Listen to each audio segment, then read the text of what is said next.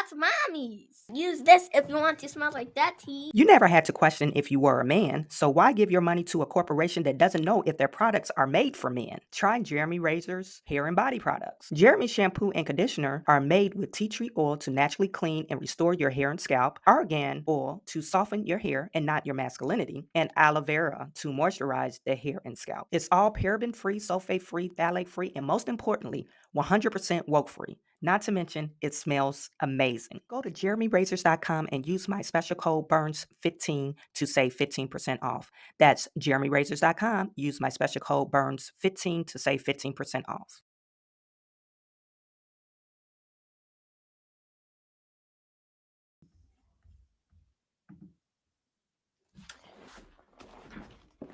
Welcome back, everyone, to another episode of Business Talks. I'm your host, Chawanne Burns. In today's video, we're going to talk about MSNBC. Joy Reid and her co-host unravels because of Iowa.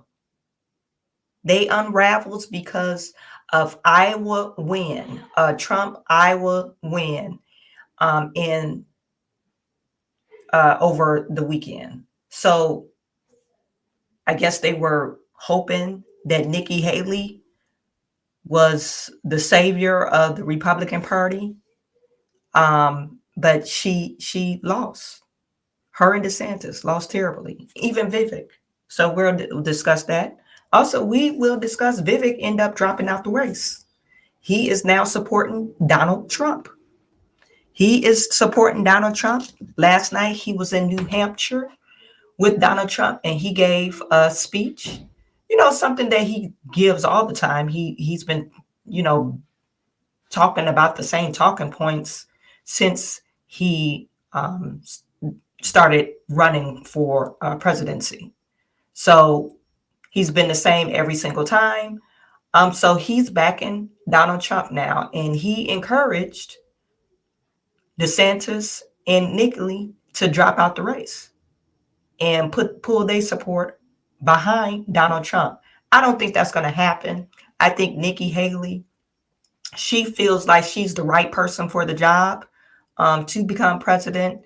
I saw some clips of her saying that Donald Trump and Joe Biden is way too old, and we need some fresh new blood in the White House, and she's the fresh new blood. So we'll discuss that all today on Business Talks.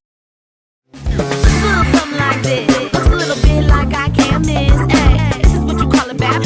What? This is what you call a bad. Looks a little something like this. Looks a little bit like I can't miss. Hey, this is what you call a bad. What? This is what you call a bad.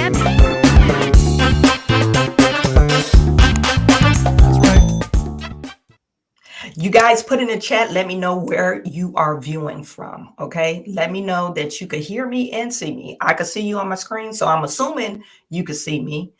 Just confirm that you could hear me. I hate to be blabbing my mouth and you can't even hear what I'm talking about. Anywho, so Joy Reid loses it over white Christians in Iowa. I don't know what's the problem with being a Christian and loving God. But now that we're in America, I guess we don't love God anymore. I guess the money that we in God we trust, in the foundation that America was founded on, we don't believe that anymore. We have a problem with those people. So we have a problem with white Christians. I grew up in Iowa. I grew up in Des Moines, Iowa. You guys might not know that from me. Born in Chicago, grew up in Iowa. So I know about Christianity. Yesterday, we did talk about Fani Willis, and I felt quite perturbed that she gave this speech in front of the congregation. Good old Christian folks. Good old Black Christian folks. And I felt offended that they allowed her to speak in her own transgressions. She's not a minister. She's just a prosecutor. That she has a lot of power. But why did they allow her to speak? in front of Christian folks. Okay, so Joy Reid has a problem with Christians, particularly white Christians. She don't understand, why would white Christians support Donald Trump? I could give you several reasons why Christians support Donald Trump, but we're going to look at MSNBC as they melt down. There's going to be a total meltdown with Rachel Maddow. They got this other guy on there, and Joy Reid. Joy Reid, she for some reason, I don't think she even likes white people. Tell you the truth, she don't like white people, but she continues to wear a blonde wig to look like a white person. I said it. Why do you have a blonde wig on your head and you don't like white people? I just don't understand it. And that makes no sense to me. Anyway, so this is Joy Reid crying. Joy Reid and Rachel Maddow and whoever this other guy is. I don't know who he is. You guys put it in the chat. I don't watch MSNBC unless it's some content I could talk about with them. But this is another reason why their ratings are tanking. MSNBC has very low ratings.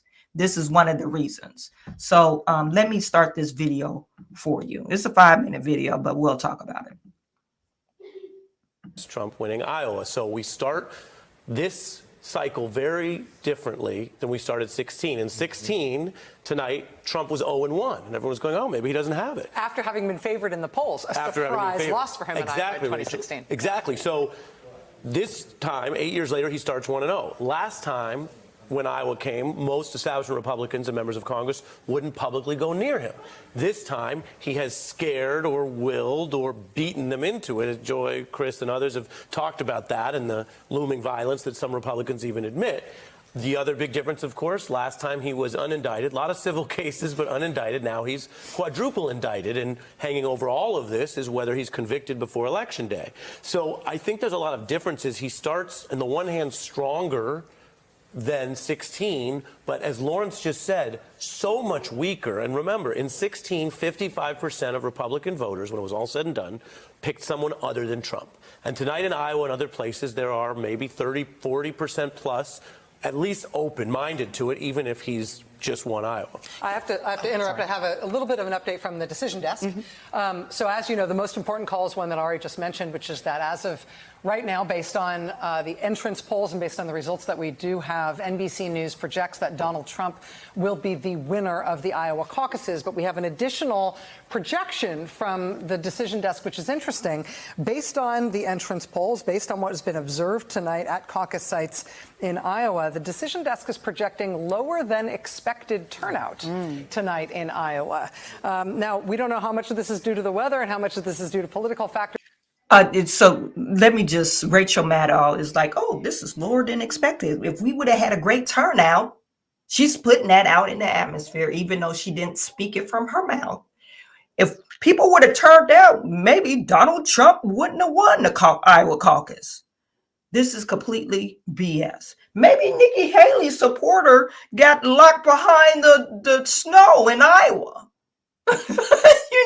Because they want to spread a Looney Tune message that people do not support Donald Trump. They think, oh my God, Nikki Haley, she's going to be our next woman president. This is what they're trying to, this is news propaganda. And why is she mentioning this? Why does she need to mention this?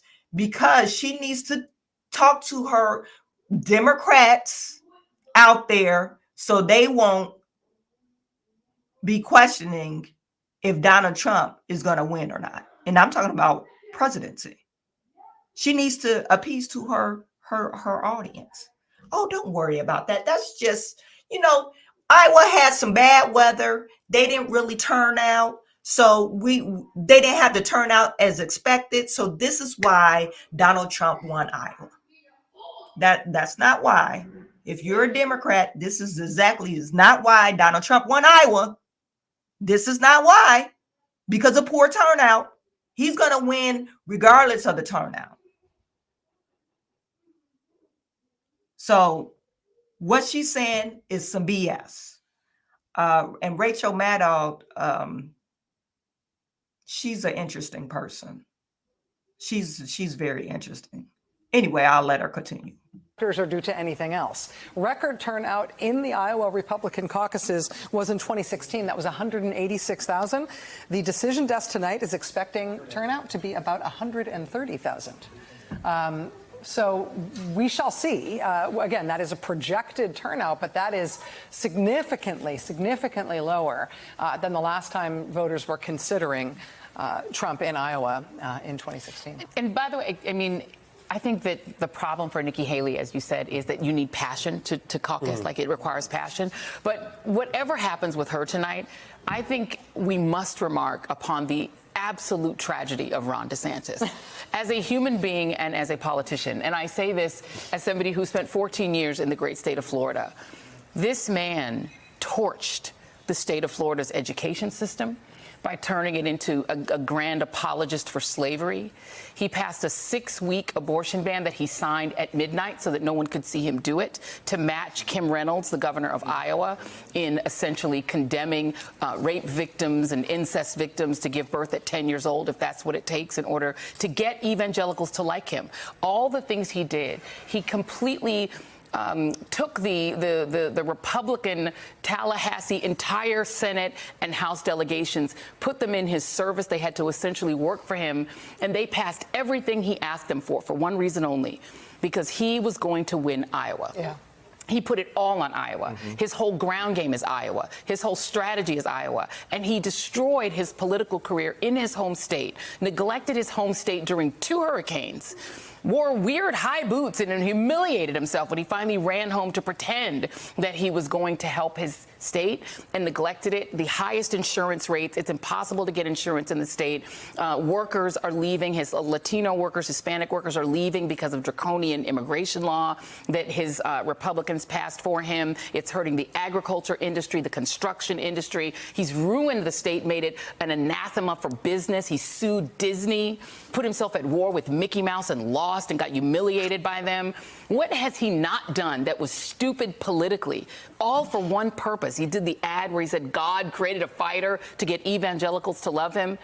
And he's going to finish maybe in the 15s, maybe in the 20s in Iowa. And he's finished as a politician in Florida as a result. Also, when Rachel said, of course, he has moved his whole operation to Iowa, I was like, all right, the dude's still governor. Yeah. Like, it's so wild that that's the case. Like, he's moved to, and he's making jokes about it. He said it's like a setup for a sitcom. Florida family moves to, like, Iowa in the middle of the, like, cold snap. And it's like, right, you are, like, still the, like, you know, it's one thing, I think Lawrence will agree with me, it's one thing to be a senator and do that, where, like, you fly back to D.C., whatever. But, like, you know, Florida's a big state. Right. Managing the state is some work. And it's pretty wild that he has also just taken leave of this incredibly important job, by and large, for months. While the Florida Republican Party has just had to forcibly oust its state Republican Party chairman for the worst possible reasons. Google it. I have to tell you, we did just get that updated projection from the decision desk about the expected turnout, lower than expected turnout projected by the decision desk,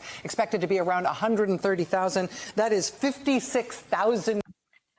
Like I said, they are saying that it's lower than expected turnout. It doesn't matter if it's lower than expected turnout. Donald Trump would have won anyway. He would have won anyway. It doesn't matter. Now, this is this clip of Joy Reid of having a meltdown because Donald Trump won. But, you know, I feel like the important sort of data point, and you know, Steve talks about it a lot. He's going to probably talk about it a little more tonight, is that these are white Christians. that this is a state that is overrepresented by white Christians that are going to participate in these caucuses, especially tonight. Earlier today, reached out to Robbie Jones from the Public Religion Research Institute, knowing that we were going to talk about Iowa. And this is a hyper evangelical white state. And he said the following to me: Iowa is about 61% white Christian. The country as a whole is approximately 41% white Christian. And in Iowa, we're talking about evangelical white Christians. And he said the following, because I asked him, what do they get out of supporting Donald Trump? Because he keeps losing, he keeps delivering losses and losses and losses. And he said the following: they see themselves as the rightful inheritors of this country, and Trump has promised to give it back to them. Did you hear this? White Christians see themselves as the rightful inheritors of this country. And Donald Trump is promised to give it back to them. So she's just trying to start a culture war to me. No, he's trying to establish the foundation of what we were founded on. And I'm talking about Christian. I'm not talking about, oh, we were founded on slavery. Black people built this country. You know, some white people built this country too. The writing, math thingy. You need to do your extra math, please. Okay. And change that shirt, Chase. Look at your shirt. So we were founded on Christian ideology.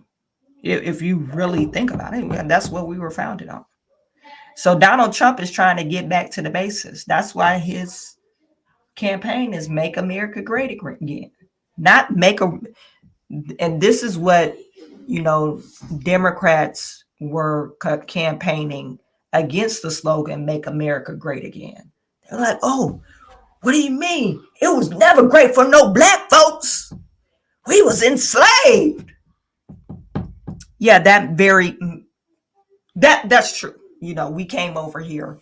Some of us came over here on some slave ships. You know, others probably are indigenous to the land.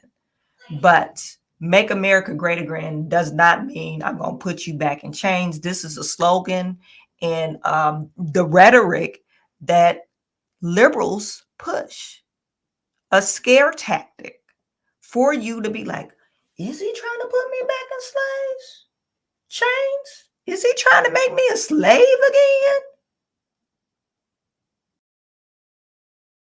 And we're so far removed from slavery. And I wish black people will understand this. We're so far removed from slavery.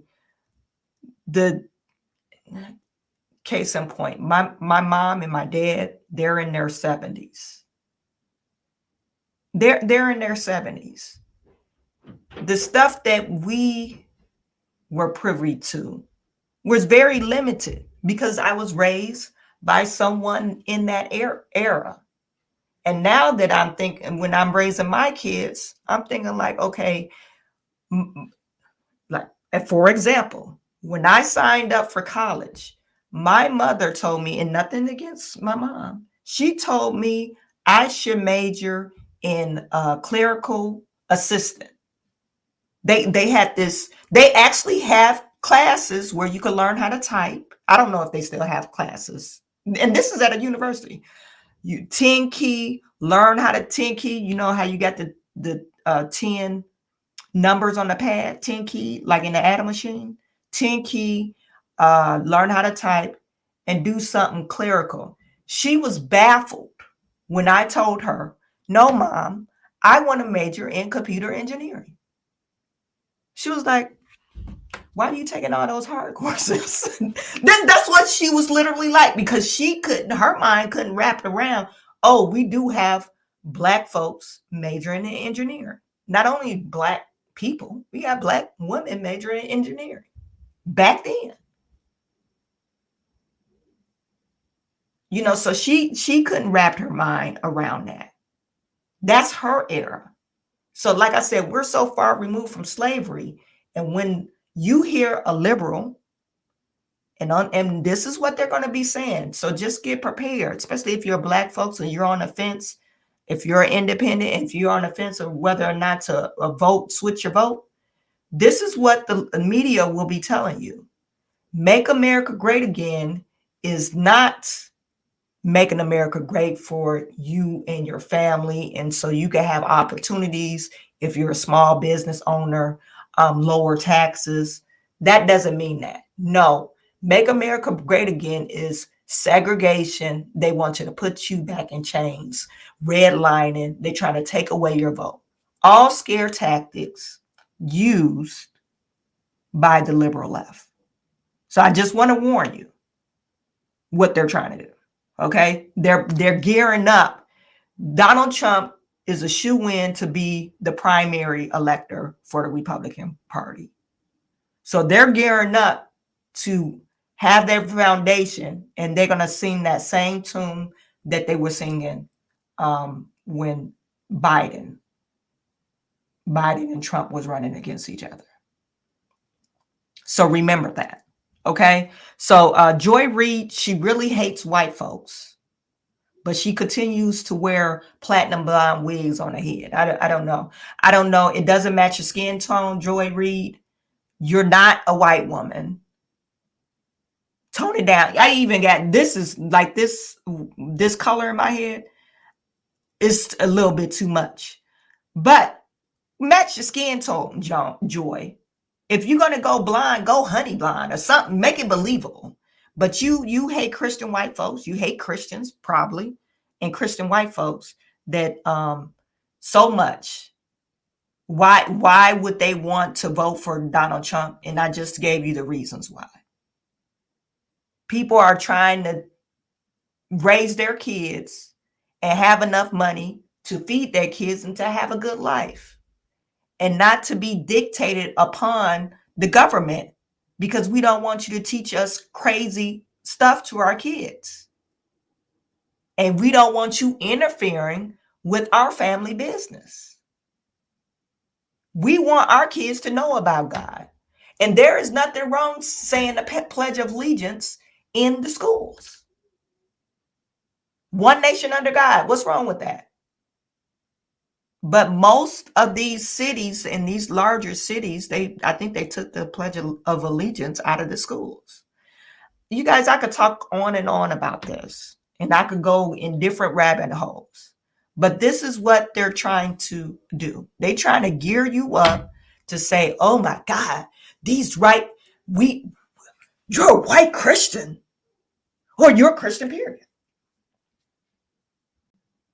What is wrong with being a Christian? What is wrong with having a faith in a guideline to operate, your way of life? I have this guideline. This is my roadmap for life. The teachings of the Bible. What is wrong with that? Please, somebody put in the chat. What is wrong with following the teachings of the Bible? Now, you might not say, oh, I'm not a Christian, I'm a Muslim. What is wrong with Muslims? Muslims, they believe in certain things. But they have a roadmap to operate their life. You meet a lot of Black men Muslims. I know a lot of Black men Muslims, the best people. They're like the pillar of the community. They're very strict of the way they operate their life. Not the radical. I'm not talking about radical Muslims, but they're very strict. And you know who they believe in? Allah, which is God. Okay? So what is wrong with that? What is wrong with God? I don't understand that. But this is what they're teaching or pushing in mainstream media. They want you to be afraid. Oh my God, the white man, he likes these Christians, and these white Christians, they're all old school. It's like, okay, what's wrong with saying, hey, I'm going to have some self-control, and I'm going to abstain from sex if I'm not married, or I'm not going to put my hand in the cookie jar next door because that's not my wife, or that's not my husband. What is wrong with that? What is wrong with having a family?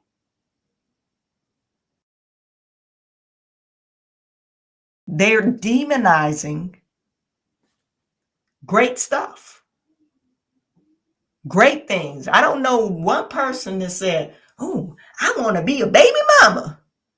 Oh, I want to have a whole bunch of kids, have all these baby mamas besides Nick Cannon. That's the only fool I know that say I want to have be a daddy to 10 different kids in 10 different households, which is ignorant. Nope, nobody wants that. And if you talk to any kid that had that or went through that, they probably say, oh yeah, I do wish I had my mom and dad in the same household. Anyway, let's continue to hear Joy Reid spew her hate in this. All the things that we think about electability, about, what are people gaming out, or none of that matters when you believe that God has given you this country, that it is yours, and that everyone who is not a white conservative Christian is a fraudulent American, is a less real American. Then you don't care about electability. You care. If you're a white Christian, I think Dwayne Manziel said he's a white Christian. Do you think other people that operate under a different faith or just don't believe in God, do you think they're frauds? Do you hate them? Like, we're talking about Christianity. Now, you read the Bible, they say some scary stuff in the Bible. If you haven't repent, your soul will go to hell, blah, blah, blah. I don't know all the scriptures, but, it's some scary stuff in the Bible. But do you operate on hate? Normally Christians, they have an open door policy. Everybody's welcome because we want to teach you about the goodness of Jesus Christ. That's when I was growing up, I grew up in a Pentecostal church. The scariest place to be is a Pentecostal. If you want to go to church and get afraid to do anything, go to a Pentecostal church. But they didn't turn away people. They didn't turn away people from the door because they wanted you to know about the goodness of Jesus Christ. Now, when you got in there, you will be afraid, like, oh my goodness, I got to wear my skirt down to my ankles. I can't wear no lipstick. All this, other rules that a denomination would have. But Christians in general, they spread the love of Jesus Christ. They want to tell everybody about Jesus, the good news about Jesus Christ. Joy Reid thinks Christians are going around damning people's soul to hell. You guys put it in chat. You're a Christian. You going around, everybody's evil, and you're damning. You're a sinner. Damn you to hell. Is that a Christian job? You go around, damn you to hell, damn you to hell, damn you to hell. You haven't said Jesus. You don't like Jesus. Damn you to hell. No. Usually, if a person would, say, oh, I don't know nothing about Jesus Christ, then that Christian person usually is like super excited to tell them about Jesus Christ. So Joy Reid, maybe she had a bad experience with Christians. I don't know. Maybe Joy Reid never met a Christian. Maybe Joy Reid's never met a Christian, like a true Christian, because she's saying white Christians, and especially she probably never been to Iowa, because Iowa is the nicest place that you could go. You got some places where you might not want to go, but Iowa's a pretty lax town. It's not. I grew up in Des Moines, 0.9% black, and they had a black mayor. There was a lot of churches there, but they had a black mayor. And let me tell you, Iowa, Des Moines is the largest city in Iowa. Des Moines has more churches than they have liquor stores.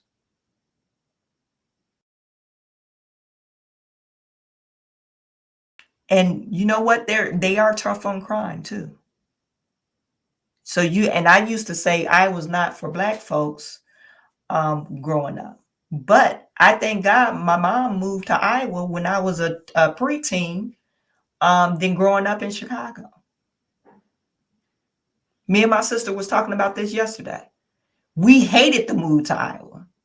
But now in hindsight, we thank God our mom moved us to Iowa. Anyway.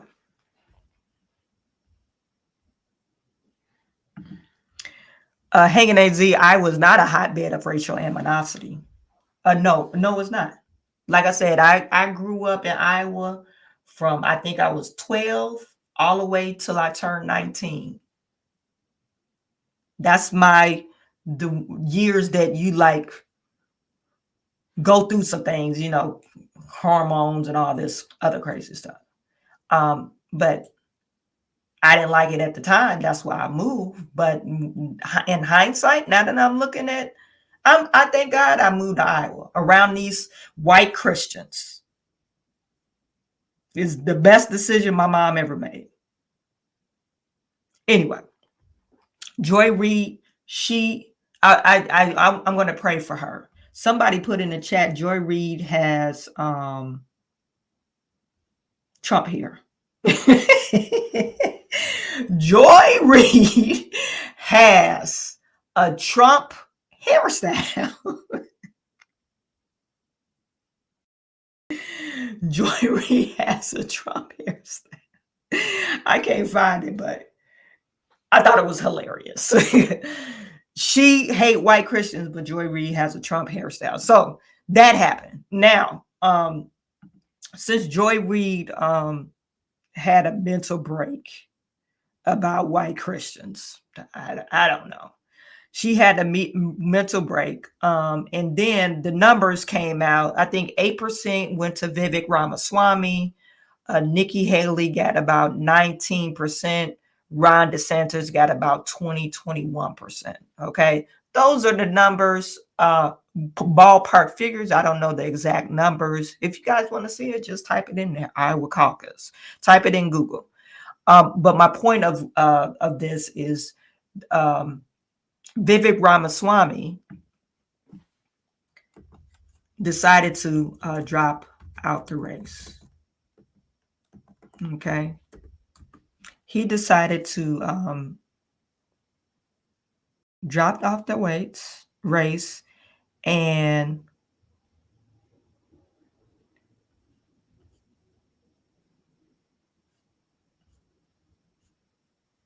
let me just find that video. And he wants to support Donald Trump.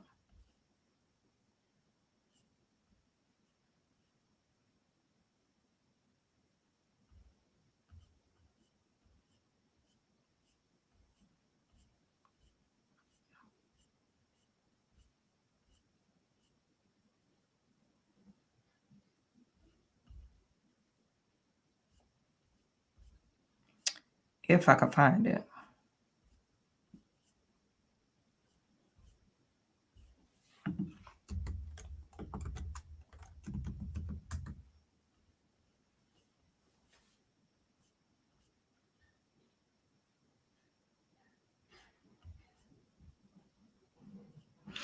And you know what?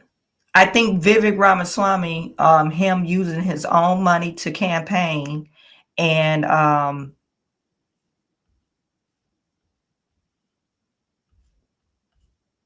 I think he did pretty well because nobody knew him. Nobody knew who Vivek Ramaswamy was before he started. Nobody knew who he was. And now, since everybody knows who he is, some people don't like him, Some people do. Let me just see if I can find it on YouTube, you guys. I think he did a good job, actually.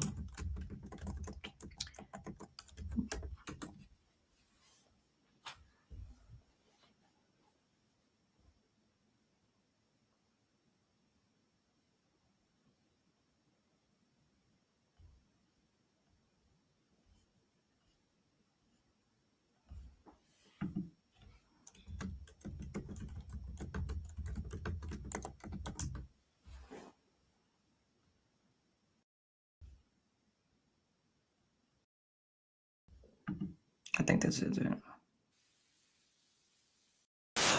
This is Vivek. I believe he's up here with his wife. I'm telling everyone, hey, you know, it was a good run, but I'm going to drop out. And I'm going to stand behind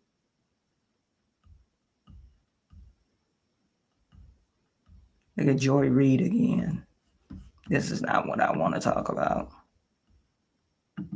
This is it. And I'm going to stand Trump.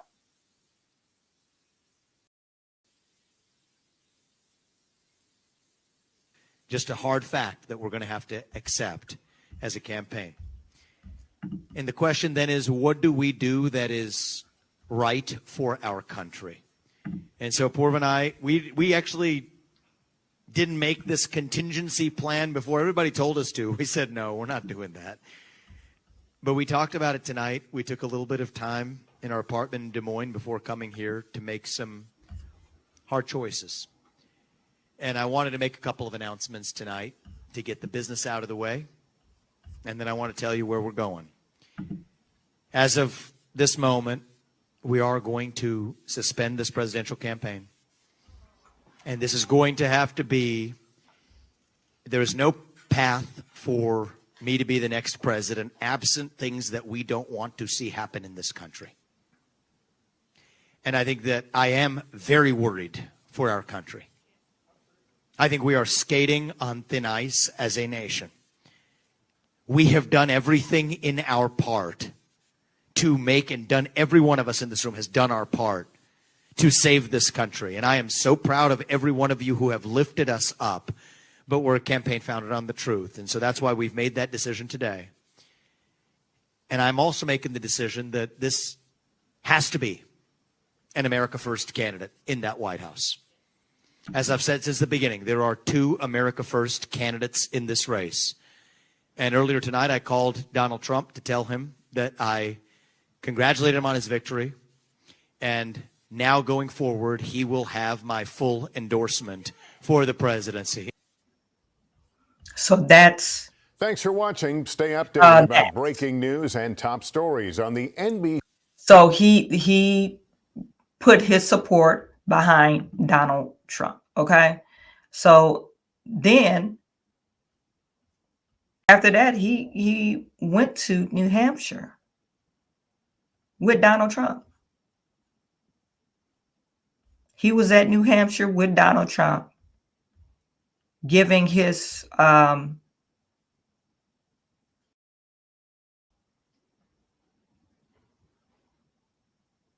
speech.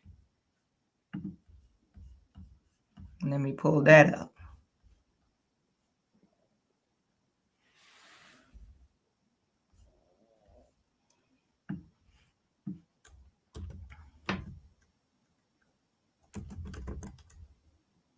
Donald Trump.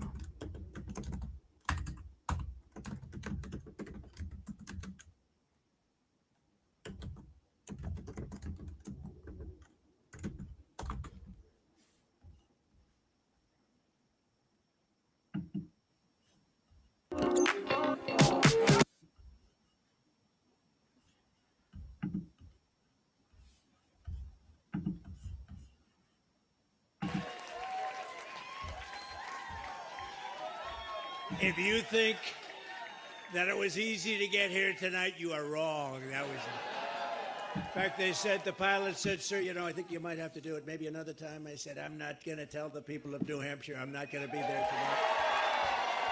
This was a little bit rocky tonight, I will tell you, but I'm glad we made it. And that would have been a pretty big story, right, if we didn't make it. I mean, didn't make it. I'm thrilled to be back with the people of the great state of New Hampshire, with thousands of proud, hardworking American patriots, which is what you are. As you know, last night we had a record-setting evening in Iowa. What a great place that is, too. The largest margin of victory in GOP history. Is that good? Is that good? And the previous record, as you know, was 12 points, so we beat it by more than 30 points, so that was really something. That's a long year. That's a lot of years, so we were honored by it. They're really great people also. The whole country is great, frankly, and they want to see change. They want to see change. Because right now, our country's not doing too well. We're laughed at all over the world. This is not going to happen for long, but I do worry about 10 more months with these people, because they can do a lot of damage. What they're doing to our country is very sad. We were the first candidate ever to get more than 52% of the vote. We now have our eyes on a very special place. You know what that place is? New Hampshire. And I know that New Hampshire will never let us down, just like in 2016. You remember that? We came in here and we won in a landslide, 2016. It's time for the Republican Party, however, to unify, come together, and move forward as one team. We have to beat crooked Joe Biden. We have to beat him. Our country is at stake, and we need to focus on all of our resources. We have to put them into energy and effort and defeating Biden and all of these radical left lunatics, what they're doing to our country. We can't let it happen. We cannot let it continue. We're going down, and we cannot let it continue. Last night, I was honored to receive the endorsement of a man who has become a true leader and earned the admiration of so many patriots. I've been a friend of his, even though we were competing against each other. But I was a friend of his, and we got along. And he was saying he's a great president. I kept saying, why is he running? He keeps calling me a great president. But he's a fantastic guy, a very smart guy. He's got some tremendous ideas. And he's young, and he's got some young ideas, too, and that's a good thing. So he has a big, beautiful, bright future ahead. Vivek Ramaswamy. Come on up, Vivek.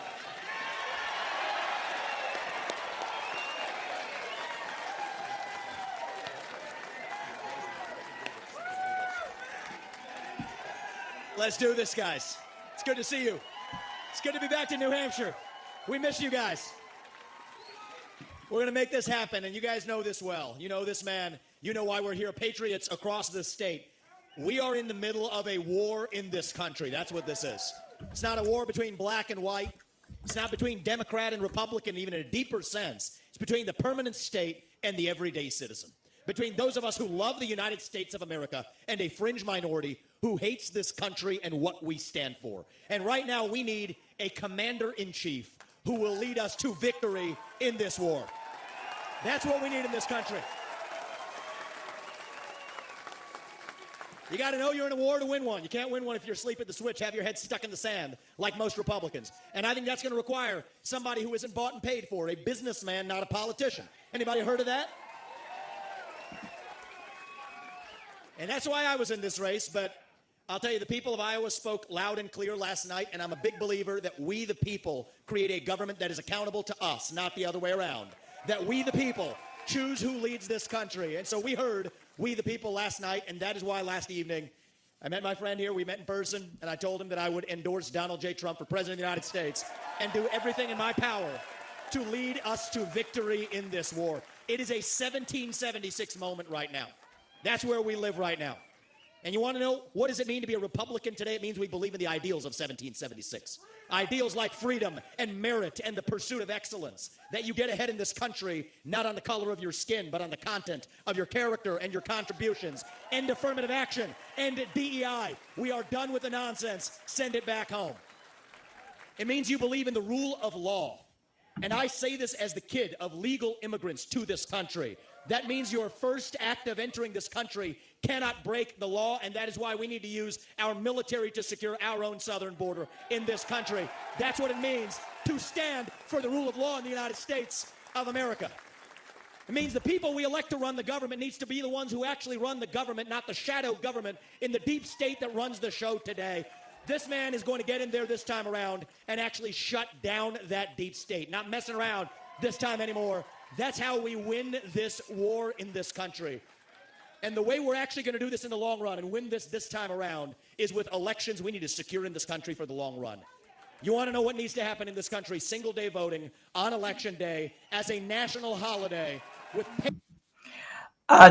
Just to stop because Vivek, he's on fire. But look at Donald Trump. He's looking like I taught this grasshopper really well.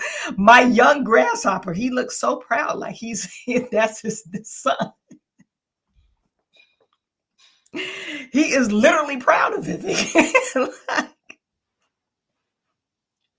paper ballots, government issued ID to match the voter file, and English as the sole language that appears on a ballot. And I'm confident this man will be the one to get us there. And this is how we get our country back. Not black or white, it's deeper than that.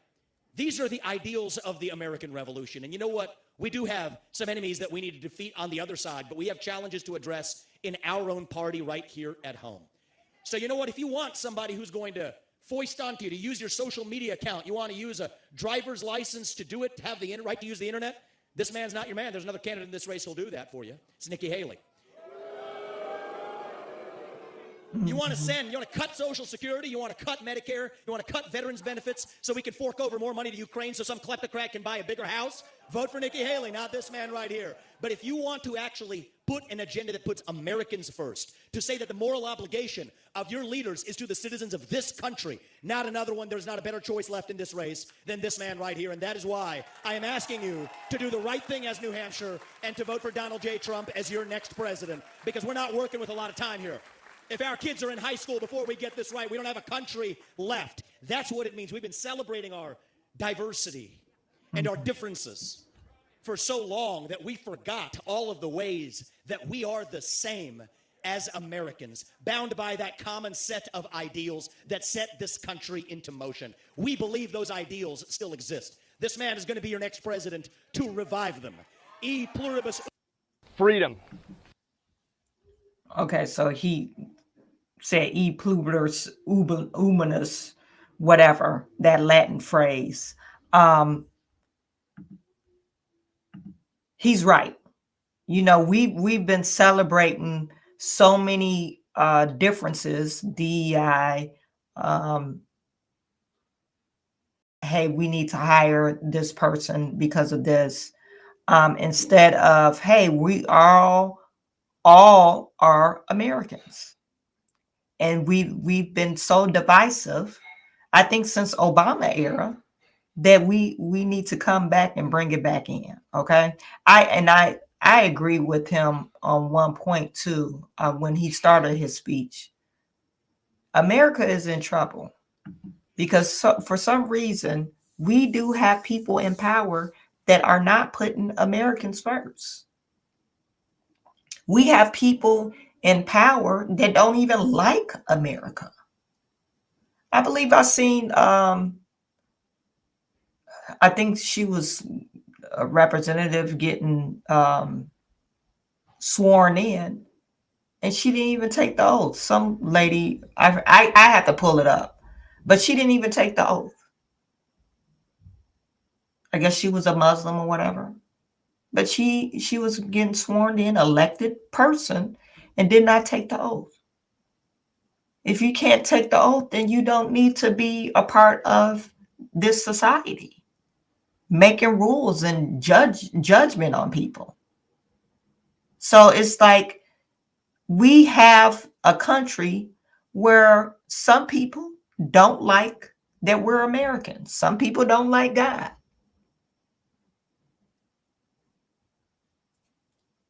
They hate being American. And we have some white people hate being white, which is really ridiculous. Something that they can't change, but they hate it. Anyway, so that happened. And then you had Vivek on the news calling,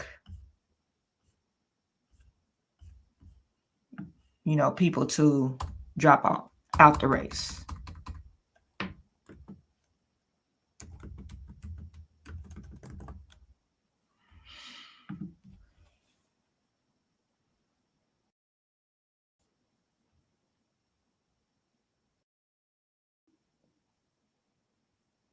he was telling Nikki Haley and Ron DeSantis to drop out the race and put their support behind Donald Trump. Like I said, Nikki's not going to drop out. She thinks she's going to actually win because the media got her hyped up like she's a real contender, and she's not. Look, we had a great conversation. I actually prefer to talk about policy rather than politics, Jesse. And so we talked about a number of issues backstage, which I've actually championed in this race that I do think would be beneficial to the America First movement for President Trump to take on. And I think he was very amenable to many of them.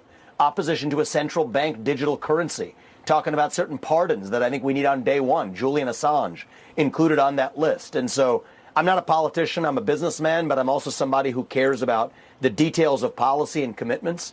And so we had some great conversations backstage about that before I went on stage. And I think that you guys may have seen some of the rally that we had, and the response was overwhelming. And I think it's very clear who the Republican primary electorate is saying that they want to be their nominee. I ran to be that person. They sent me a very positive message, but the very positive message they sent to all of us is that Donald Trump needs to be the nominee of this party. And I think Ron DeSantis and Nikki Haley would actually at this point do this country and this party a service by stepping aside to make sure that we're focused on not only nominating Donald Trump, but getting this country back and reviving those founding revolutionary ideals. And I think we do live in that 1776 moment right now. We need to win. You're calling on Nikki Haley and Ron DeSantis to drop out right now.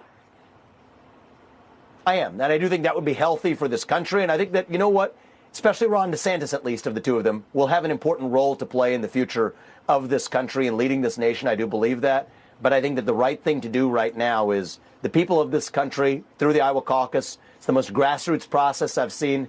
I personally did over 390 events, built great relationships and goodwill, but the message they sent was clear. I think it's time to actually make sure we elect the right president, put America first, take the America First agenda to the next level. And you know what? America First, it's not even about Trump. It didn't start in 2016. That's right. It started in 1776. You're right. And so Donald Trump will be the right person to take this forward for the next 4 years. But we need to start laying down the foundation for this to live another 250 years. All right. And then some. And I do think that this is the right next step for us to take, which is why I proudly endorsed Donald Trump last night. Well, you're And you know what? He's right. They're doing the GOP a disservice if they don't drop out. Take one for the team, garner your support, rally up your support. Some people are not going to support Donald Trump anyway, but you need to convince the people that's following you, if you really want to put America first, to get behind Donald Trump. This is my own personal opinion. Okay. My own personal opinion. You guys might feel something different, but I don't think no one else, Nikki would not beat, as much as they say that in the news media, that Nikki will beat Joe Biden. No, she won't. She will not beat Joe Biden. Matter of fact, Nikki is a Democrat. Let's say Nikki is a Democrat. She's not going to beat Joe Biden.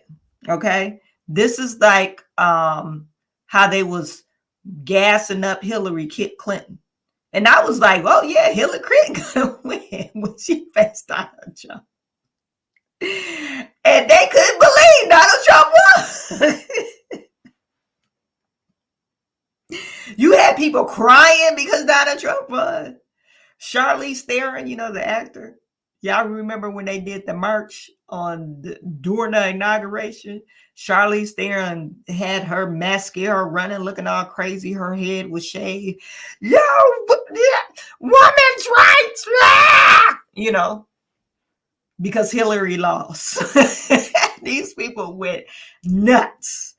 And that's the same with Haley.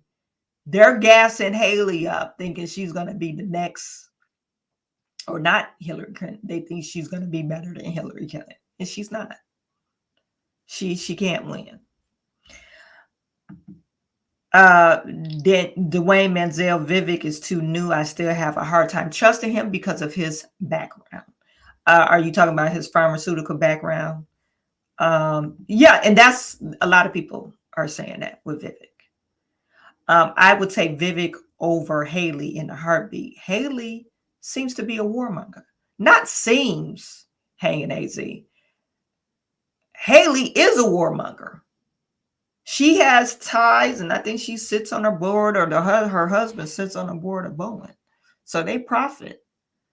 Right now, they making big money right now. Vivek called her out in one of the debates saying that, yeah, you filed for bankruptcy. I think right after she got, after her ambassador run, she was filing for bankruptcy. Now, all of a sudden, she's worth millions because she had the connects to get on these boards, these defense contracts. So yeah, she's a warmonger. You're right. I was a bit sad but glad he and Trump together now. Yeah, because a lot of people wanted Vivek to build up steam. If he wouldn't have dropped out, I don't know if he would have surpassed Nikki. I'm not for sure. Nikki Haley. I don't think he would have surpassed Ron DeSantis because a lot of people know him. I don't know why people support Ron DeSantis. And Joy Reid, she said some truths. He's left a bad taste in people's mouth in Texas. I mean, not Texas, and Florida, for whatever reason. I don't know why the critical race theory, why she brought that up. I think the critical race theory is stupid. But if the other things that she said is true, okay, I could see why people don't like him. But reason why I don't like Ron DeSantis because he seemed like so disingenuous. he doesn't seem genuine. He's like a robot. Loosen up. Even though Vivek Ramaswamy, one thing about Vivek Ramaswamy, he says the same talking points every single time. He says it over and over again.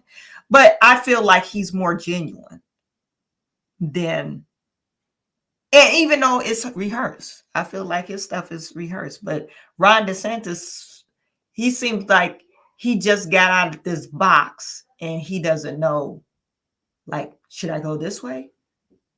Are you telling me to go this way? Like a little kid, and that's probably because of his donors. Oh, my donors, I got to make sure I please all my donors. So, and I think that's a problem when you're talking about serving the American people. You're trying to be the first person, the leader of the free world, and you are afraid to make decisions because of your donors. Anyway, so yeah, Vivek told them to drop out the race. I wanted to share this one thing about Joy Reid. She one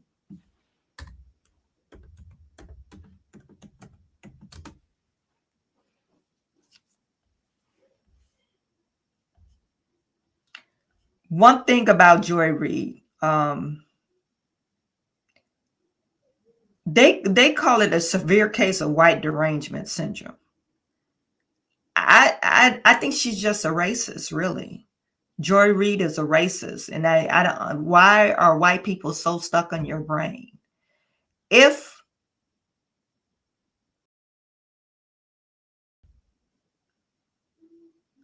I always say this, and maybe I don't. Maybe I don't say this. I'm going to start saying this in the future.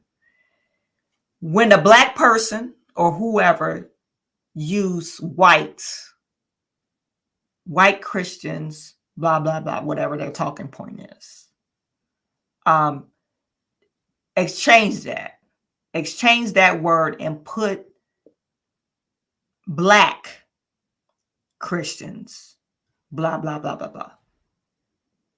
And if you feel upset, then maybe that person shouldn't be talking about the other party in that manner. So when she says to, the white Christians,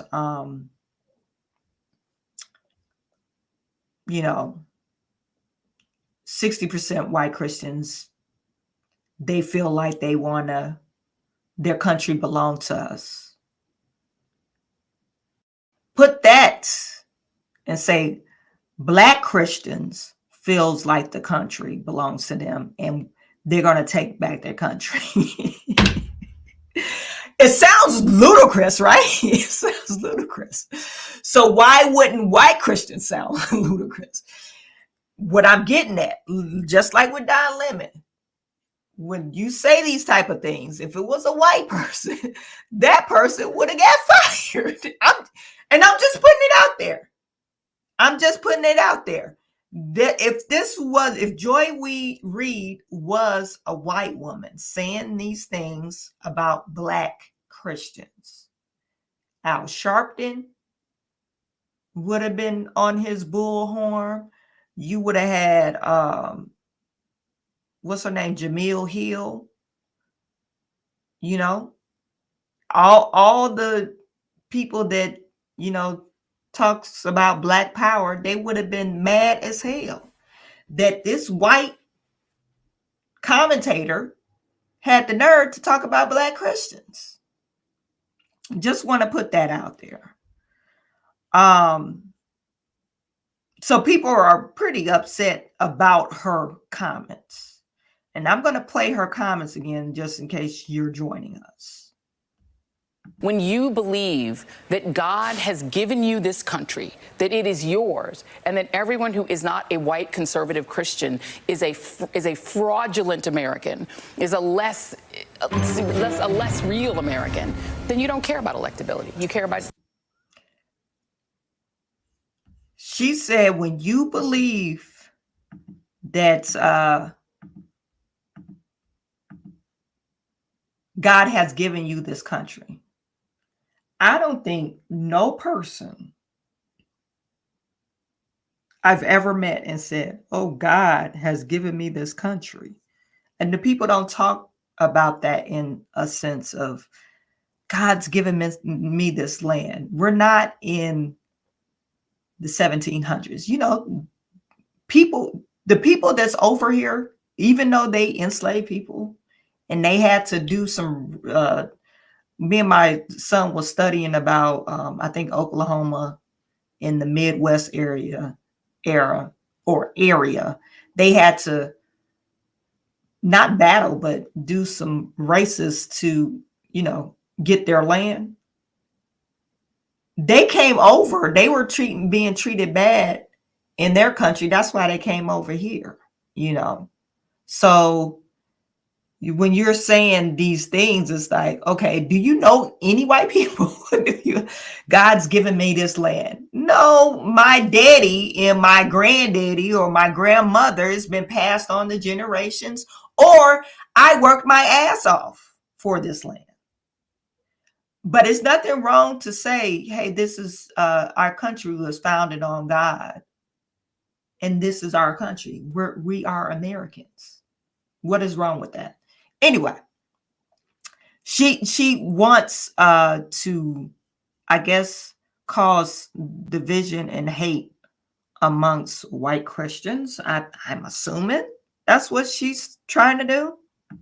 But, I feel like the important sort of data point, and Steve talks about it a lot. He's going to probably talk about it a little more tonight, is that these are white Christians.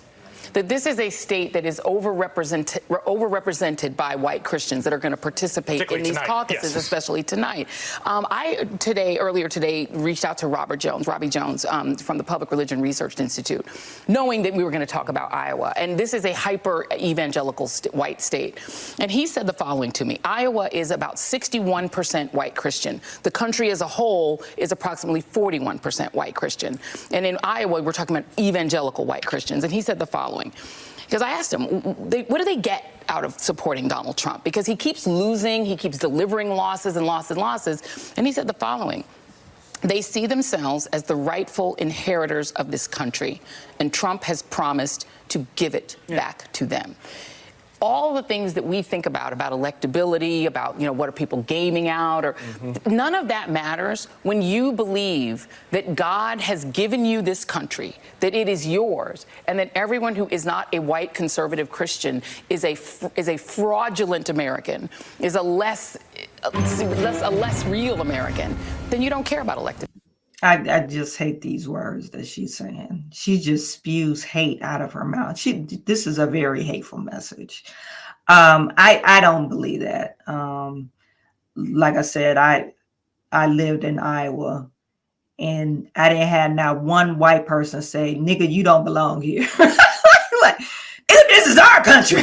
Like, go back. Like, I was born in Chicago. Like, it's like, this is ludicrous. Like, if you was born in America. I'm laughing because how crazy it sounds. It even sounds crazier the more and more I play it.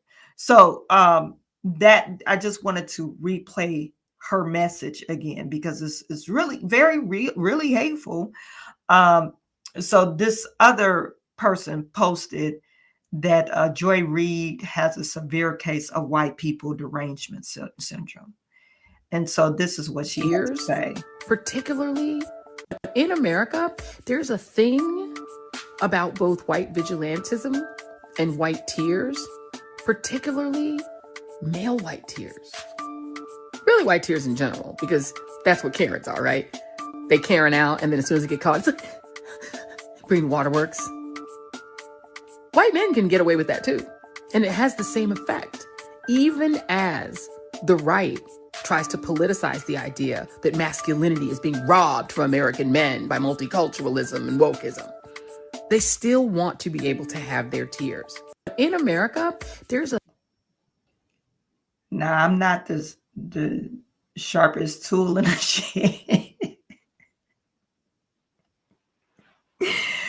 She's basically saying white men cry too to get their way. Do they? Do they cry?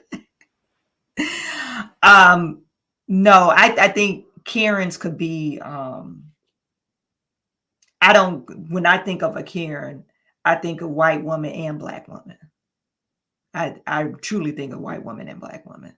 Women, period. Because we have a sense of entitlement. And sometimes we're not held accountable for our actions. Case in point, yesterday with Fani Willis, she gave that long yippity yap speech about they don't like me because I'm black. They don't trust my judgment and I'm qualified, blah, blah, blah. I'm not perfect, blah, blah, blah.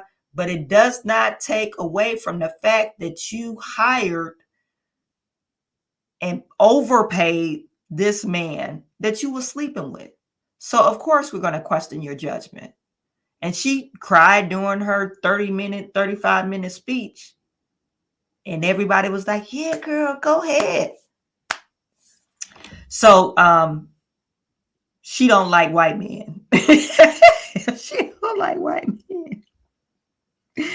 Joy Reid don't like white men for some reason, but she works for the white man.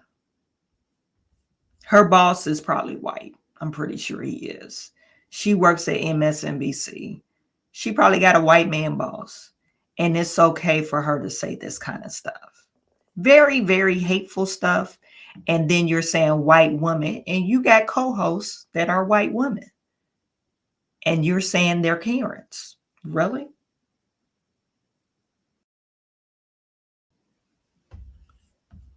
In America, there's a thing about both white vigilantism. And where she get the white vigilantism?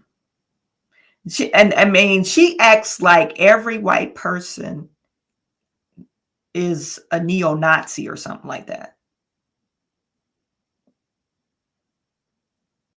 Everyday white people are very extreme neo-Nazis. What other group? is a racist group, I guess, or a white supremacist group. That's what she acts like. All white America, it fits under this umbrella of white vigilantism. That's besides liberals. And white tears, particularly male white tears. Really white tears in general, because that's what Karens are, right? They Karen out, and then as soon as they get caught, it's like green waterworks. White men can get away with that too. And it has the same effect. Even as the right tries to politicize the idea that masculinity is being robbed from American men by multiculturalism and wokeism. It is actually. Masculinity is considered as toxic masculinity. They did a study the other day, and they were saying the increase of non-binary and transgenderism had increased by 1,000%. 1,000% since, I think 2010.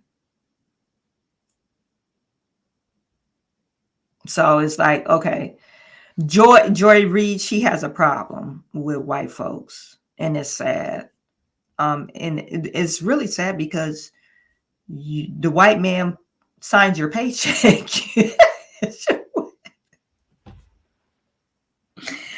But I'm pretty sure she'll probably be on the chopping block in the near future because her ratings are pretty low. Her ratings are pretty low. This is a guy talking about Joy Reid is a racist, Christianity phobic in the story. The main part about that video is These are white Christians. That this is a state that is overrepresented. so you really want to go watch the rest of that video for context. So let's go ahead and get this part out of the way. Joy Reid is a racist. Joy Reid has racist tendencies. You shouldn't be that shocked by that. But the main part about that video isn't even that. The main part is the attack on Christianity. On Christianity. They are trying to paint being Christian as a bad thing. Yeah. Let alone being white and Christian as a bad thing. That is a sentiment shared by a lot of progressives. Yeah. This is how you know that Jesus is king. John 15:18 says, if the world hates you, understand it hated me first. Why doesn't the left have the same avarice toward the Muslims? Better yet, you better not say anything about the Jews, right? Decision time. The righteous are as bold as lions. Yeah, I mean, what more can you say about this? This is very interesting. But anyway, so Joy Reid had a total meltdown about Trump winning. Meltdown. And she wants to spew her hate across the airways.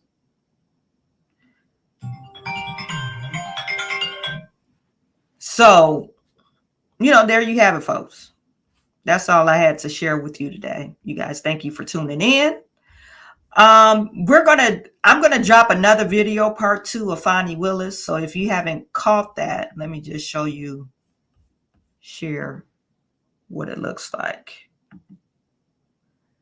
I dropped part 1 only because that was like, at the beginning when everything was revealed for Fani Willis. Let me see, where am I at?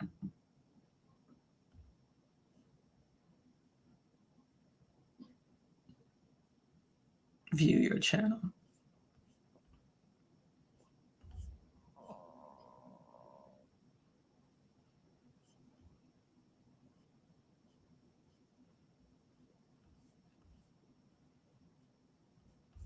If I can find it.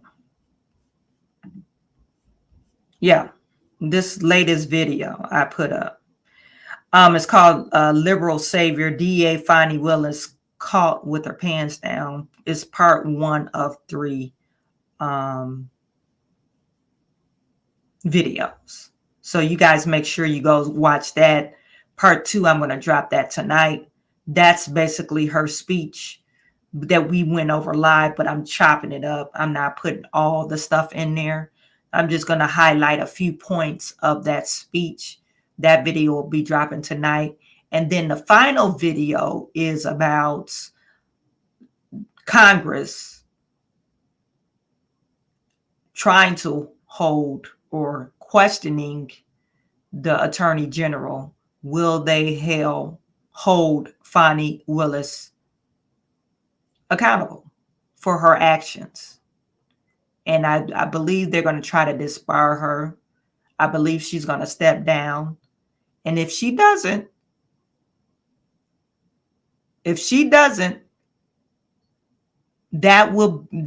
going to set the bar. Okay. Fani Willis didn't resign. She didn't step down for her inappropriate relationships and funneling money to her lover. So you're setting a bar saying we could do these things now. You're normalizing this deviance. So hopefully they will hold her accountable for her actions. One thing I do want to point out, Kemp, he is the governor of Georgia, and they said he will not pursue Fani Willis. What's his name? John Kemp. The Georgia governor? Something Kemp. Brian Kemp.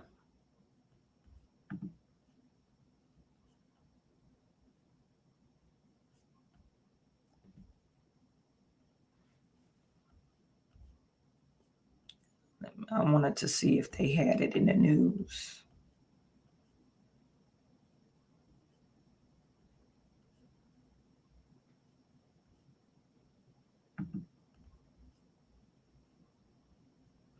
I think that, okay, yeah.